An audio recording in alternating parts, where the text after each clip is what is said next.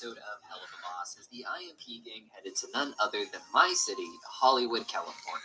Series writer Adam Nalen came out to Hollywood to get a look at it for himself to try and capture the essence of Hollywood in the latest episode. And while it is already 110% accurate, I thought I'd take the time to explain just how accurate it is, but also what parts might have been different even just a few years ago, as the city is constantly changing. My name is Deep Cut. Hit that subscribe button. We've got a hell of a lot more Hell of a Boss and Has Been Hotel videos coming that you won't want to miss, including the rest of our 8-part series on how the elites conquered the new species. So you want to see how? So now, when Octavia first crashes in Hollywood, it's on what we call the Walk of Fame, a long stretch off of Hollywood Boulevard and even other streets branching off of it, decorated with little stars that have the names of real celebrities.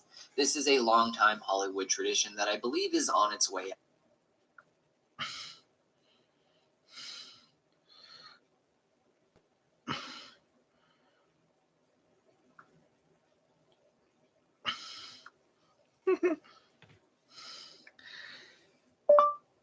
Only one celebrity. If I'm right, some boxer put his star on a building. Period. I can't remember the guy's name, but he used to be cool.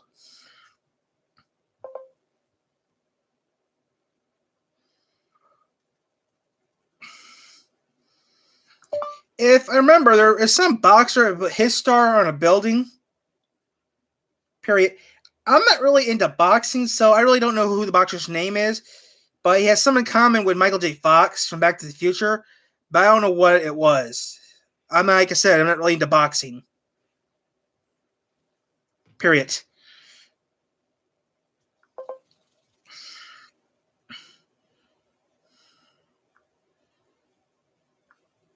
I couldn't live out, as the younger generation has fewer good spots for stars and less reason to pay for it out of their own pockets, as that's with little stars that have the names of real celebrities. This is a long-time Hollywood tradition that I believe is on its way out, as the younger generation has fewer good spots for stars and less reason to pay for it out of their own pockets, as that's part of the process. Octavia lands around Hollywood and Highland, perhaps the most popular spot for tourists, and a place I go to pretty often to play the Kung Fu Panda game at Dave & Buster's. Octavia immediately runs into a street performer who is dressed as a clown, and then into a group of people protesting something ambiguous in God's name.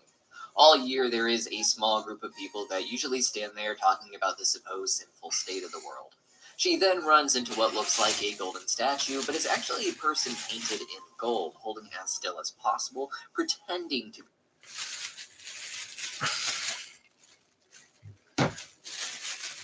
Statue guys I have seen in Michigan.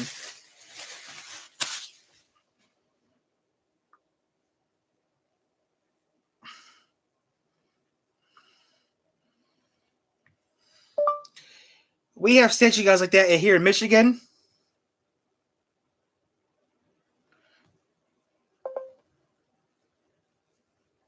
Statue people in Michigan, painted in copper.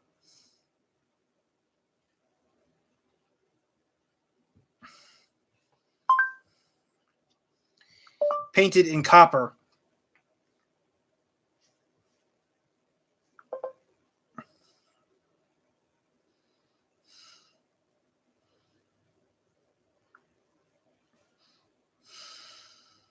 A statue.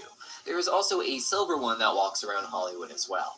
Fun fact, I put on my jester costume and made a video where I was pretending to be one of the performers, but then I do crazy contortions to shock the audience. I don't have the video of me performing at the Walk of Fame anymore, but here's a piece of me doing a similar routine from my high school talent show. So just imagine this, but I'm also wearing a jester costume. What? Damn. You've never seen an apple cider donut tree? It's an Aldi thing. I don't like them. Oh, wait a minute. Look at you. You look like crap. Blemishes. Cartoon Universe, you're crazy. Trying to figure out where Octavia ran off to, Luna said she knew it was LA because of the smell of urine. Octavia would later get on a Hollywood tour bus, which is a bus line that goes around to the houses of various celebrities in Los Angeles with the hopes that you may see one of the celebrities if they happen to be coming in or out of their home or something to that effect. You can see the same bus driver here from episode 4 when the gang went on a tour Yep. to find their target's home. Luna, being in charge of portal duties and also having the well-trained nose of a hellhound, would have noted the smell of LA in episode 4, which unfortunately, as the show says, can smell like urine. Any city is going to have areas where this is common due to a combination of things like homelessness or poor public facility options. Not in this This state. issue became unfortunately much worse following the pandemic. Even before then, there were bad periods and bad areas, but as someone Move who's to Michigan, been here it's for over safer. a decade now, there were times where you could walk the boulevard and not worry about that sort of thing. The tour buses are something I've never done myself. I avoid most of the tourist nonsense like that. Throughout the entire You live episode, there. were signs warning about the drinking water being absurdly bad for you. LA water has always tasted funny to me, and in my home, I only drink bottled water. Same. It's not so bad that someone catches fire if it lands on them, like we see in the episode, but just a Google search on LA's tap water public health will make you want to avoid drinking it for sure. While walking down the street, Millie and Moxie were handed a mix CD, then told to pay for it after the fact. This is a tactic used by aspiring music artists to intimidate tourists into giving them money. They hand it to you like a gift, and after you say thank you, they ask for cash. While most people will just give it back, and I've seen some people even just throw it to the side, some people end up handing over their money, not being sure what to do, most of them not even really owning a CD player anymore, and only taking it from them because they assumed it was the nice thing to do for them. When walking with out-of-town friends through Highland, I always warn them ahead of time not to take anything handed to them and to just ignore anyone trying to hand something out. In addition to these rappers, you also get a lot of pamphlets from these religious protesters I discussed before, pamphlets with maps of celebrity homes to get you on their tour buses, and even handouts from Scientologists who have a lot of buildings in the area to try and get new converts. In the episode, we get a great look at the iconic Hollywood sign. However, in the show, it says Holly's Wood, giving it a distinction from our Earth's history. Now, I've never seen furry art being sold on the streets the way it is in the show, but I have seen lots of artists who use spray paint and cutouts to create beautiful little art pieces, such as you see among the furry art here in the show. After realizing that Octavia was posting her location on Instagram, the first place Luna looked was at my favorite place in the entire neighborhood, Magic Castle, this beautiful little castle-looking mansion in the background. Back in 1909, this beautiful building was just a personal residence designed in a chateau style. It later would be purchased and transformed into a private club where magicians perform to this day. To get in, you have to be a member or receive an invitation from a member. Members are mostly magicians.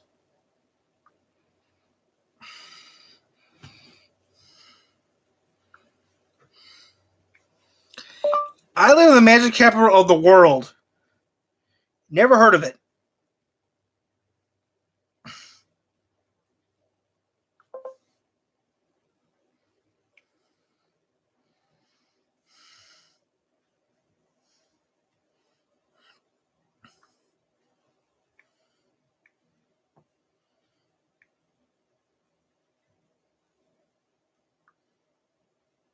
$5.12.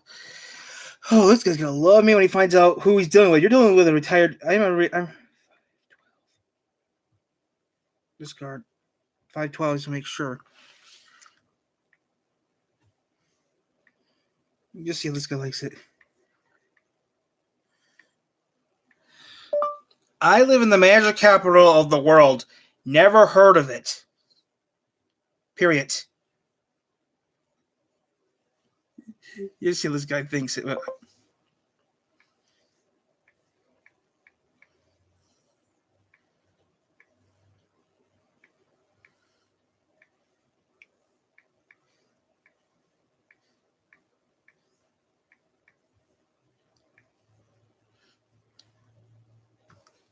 You see, this guy likes it. Wait. Recently, a viewer from Michigan told us that he never heard of it, and he lives in. Magicians, but not all of them are professional or even profitable, but they are all people who had performed enough sleight of hand to impress a membership board and also paid their dues. They would then be able to hand out as many invites as they want to friends and family while also having unlimited access themselves. Without an invite, a non-member cannot get in. The inside is beautiful but rarely seen as photographs are not allowed. I go about once a year and have never been disappointed. From the shows to the food and the general atmosphere, it is my favorite place in Hollywood. After Magic Castle, Luna ends up going to this world's version of Universal Studios, which, like Hollywood, has a different name here, Starstruck Studios. This globe is outside of the theme park specifically, though it is connected to some of their production as well. You'll be going to the same area to get in the audience for The Voice as for Harry Potter Land. Back in Hollywood and Highland, there's the Chinese Theater, which is a fun enough place to go for a movie premiere, though I still miss the Arc-like Dome Theater that shut down during the pandemic, and I hope it opens under a new name soon. Finally, Luna ended up finding Octavia at the Griffith Observatory, one of my favorite places to bring out-of-town friends, and who most people saw popularized by movies like La La Land, or even other cartoons like BoJack Horseman. Very little attention is really paid to the exhibit inside, which, while beautiful and well set up, are easily overshadowed by the beautiful views of the city from just outside. With people sitting or standing around for hours just enjoying the LA skyline, even when the observatory is closed.